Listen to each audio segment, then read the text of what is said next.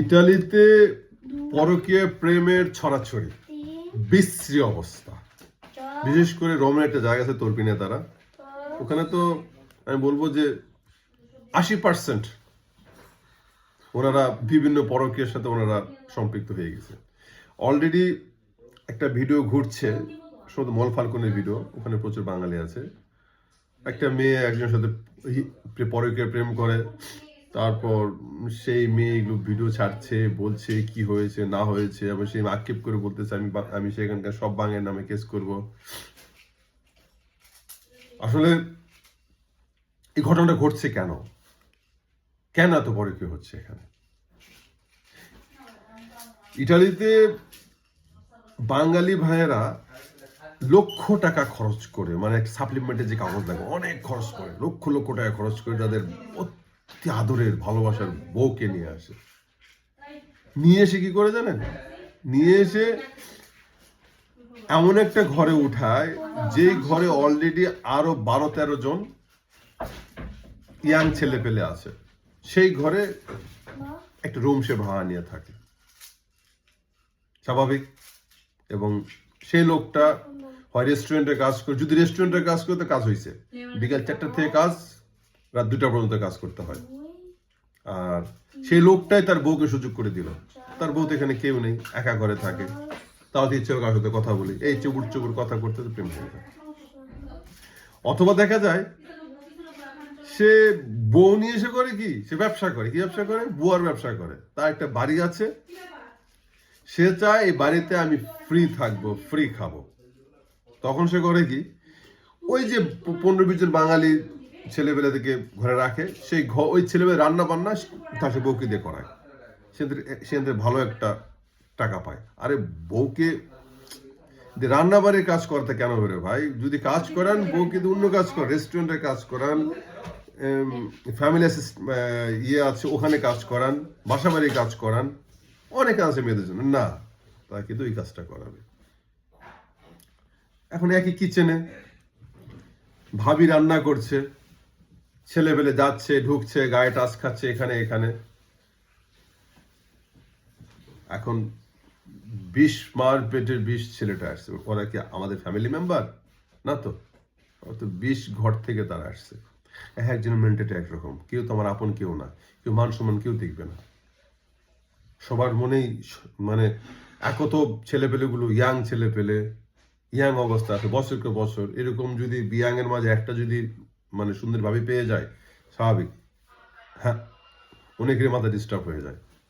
তো এই সুযোগটা কে করে দিচ্ছে? যে ভাইটা তার ওয়াইফকে নিয়ে আসছে লক্ষ লক্ষ টাকা খরচ করে, ওই ভাইটা সুযোগটা করে দিল। আরো একটা সমস্যা আছে কি, আমরা যাই বাংলাদেশে বিয়ে করতে, বয়স পার হয়ে গেছে 48, 50, 52 হয়ে গেছে, বিদেশ করতে করতে কাগজ পাইতে পাইতে 52 বছর বয়সে আমরা যে 22 বছরের মেয়েকে বিয়ে করতেছি। আর সে 22 বছরের মেয়ে যেন আমি যে ইতালি নিয়ে আসলাম, সে 22 বছর মেয়ে আবার দেখতেছে 23 বছরের একটা ছেলে তার ঘরে, বা 23 বছরের 5টা ছেলে তার একই ঘরে, এবং তার স্বামীর ছেলে তারা অনেক সুন্দর। স্বাভাবিক, মানুষের ব্রেন তাওলায় যায়। এটাও দেখে না। আবার অনেক মেয়ে আছে ইচ্ছা করেই, তারা কিন্তু আগে থেকেই সেনা, যে দেখতে অসুন্দর মসুন্দর কোনো লোক হোক, বয়স করে হোক, বিয়ে করে ফেলে কি, খালি তার ঘাড়ে পাড়া দিয়ে কোনো মধ্যে ইতালি একবার আসবে। ওই বেটা ওই ছাগল কিন্তু জানে, ও দেখছে যে এরকম যতগুলো নিয়ে আসে তারা প্রত্যেক ধরা খেয়েছে, সে ধরা খেয়েও তার বউকে এভাবে সে যে আমার একটা মেয়েকে বিয়ে করে নিয়ে আসবে। এবং এটাও দেখতেছে।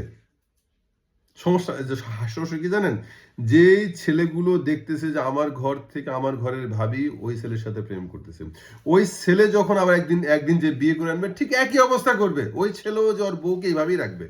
কারণ মানুষ এখানে সে মেশিন হয়ে যায়। টাকা কামানোর একটা নেশা, টাকা সেভ করার নেশা, যে মানে প্রতিযোগী। আমার এলাকাতে ইতালি থেকে টাকা পাঠাচ্ছে, আমার ছেলে এত টাকা, ও শুনতেছে, এটা তার জন্য গর্ব যে তার নাম সবাই বলতেছে। কিন্তু এদিকে তার এই স্বল্প জীবন, স্বল্প সময়টা যে শেষ হয়ে গেল, এটা তার কোনো খবরই নাই। আমার কথা হচ্ছে যে বিয়ে করার আগে আপনি সেভ করছেন, টাকা উপার্জন করছেন, অনেক কষ্ট ছিলেন, এক ঘরে ছিলেন, এক রুমে 10 জন ঘুমাইছেন, ঠিক আছে, 10-12 বছর আপনি একটা কাজ করছেন। এখন আপনি সবচেয়ে আদরের একটা বউকে নিয়ে আসছেন, এখন আপনি নিজের সম্মান জন্য একটা লাইফ সৃষ্টি করেন, একা থাকেন, একা ঘরে থাকেন, সমস্যা কো দানের সেভিং হবে না, খেয়ে দিয়ে সমান হয়ে যাবে, যা কামাইছেন ইটস ওকে। ফ্যামিলিকে দিয়েছেন, ভাইকে দিয়েছেন, নিজেকে সেভিং করছেন।